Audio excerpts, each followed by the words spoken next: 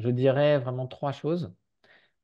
Justement, sur cette visée vers l'économie régénérative, l'explication, la technique sur les modèles d'affaires et vraiment remettre en question le modèle d'affaires, trouver les bons leviers, re-questionner sa stratégie. Donc là, le parcours CEC est reconnu comme celui qui pousse le plus loin justement la remise en question et la reformulation de la stratégie et des modèles d'affaires vers une économie vers le bon niveau d'ambition, qui est l'économie régénérative. Il y a beaucoup d'initiatives où finalement on fait de la RSE plus plus. Là, vraiment, on prend un coup d'avance vers cette économie. Il y a la qualité des intervenants, puisqu'on disait que c'est un parcours agissant, mais apprenant aussi. C'est vrai que le collectif de 150 dirigeants d'entreprise est très attractif pour les conférenciers. Donc, on a des conférenciers du plus haut niveau par exemple, Cyril Dion est venu parler des nouveaux imaginaires à la CEC du monde financier. On va avoir Valérie Masson-Delmotte, Emma Aziza sur l'eau, Fabrice Bonifay, Manuel Faber. Enfin voilà, on a ce type de conférencier, Arthur Keller sur la systémie ou sur chacun des sujets, on peut attirer les meilleurs conférenciers grâce finalement au collectif CEC qui est proposé et ils ont envie de venir. Et puis le troisième point, qui était un pari audacieux de la CEC, c'est cette approche tête, cœur, corps qui fait que ce n'est pas une conférence comme les autres, qui fait que le niveau d'attention des participants, le niveau des retours qu'on peut avoir, c'est effectivement une expérience qui est transformante. Et comme disent certains participants, on ne sort pas indemne d'un parcours CEC, on sort transformé. Et en tant que leader, les leaders d'aujourd'hui ont besoin de se préparer aux tourmentes qui arrivent pour demain. Et donc, c'est cette approche qui permet de le faire, au-delà simplement de suivre des conférences et de s'informer sur le sujet.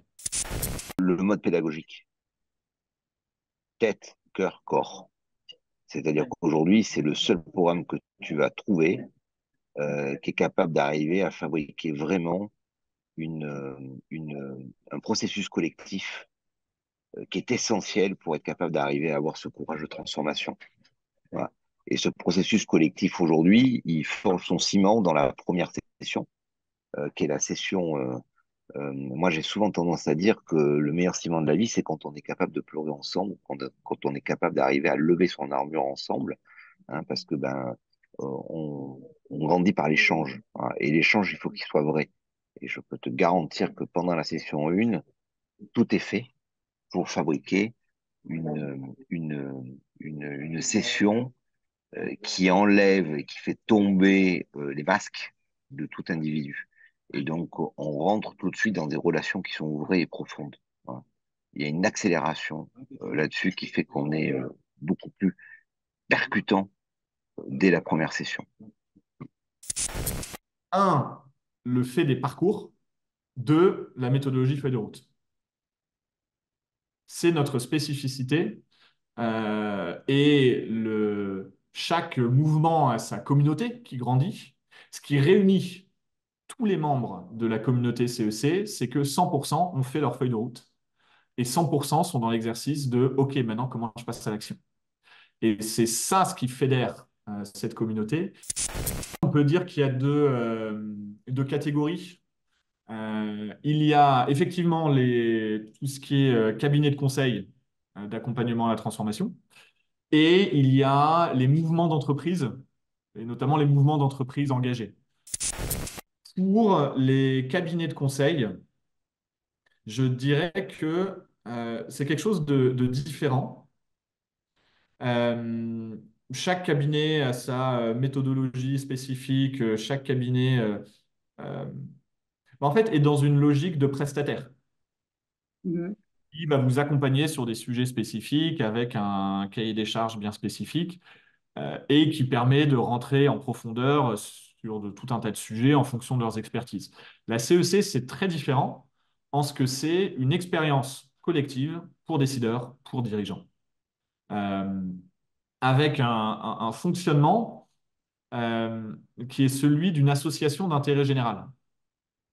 Parce que si je reconnecte très rapidement la raison d'être de ce projet qu'on a créé en 2020, c'est de rendre irrésistible la bascule d'une économie extractive vers une économie régénérative d'ici 2030. L'élan dans lequel tous les dirigeants, les décideurs participent, l'état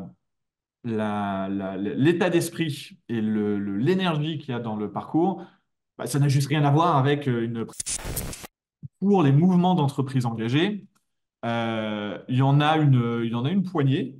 Il y a le mouvement Impact France, par exemple, qui fédère aujourd'hui ces 15 000 entreprises autour de la notion, la définition de l'impact, avec un plaidoyer politique régulier, fort, qui est porté.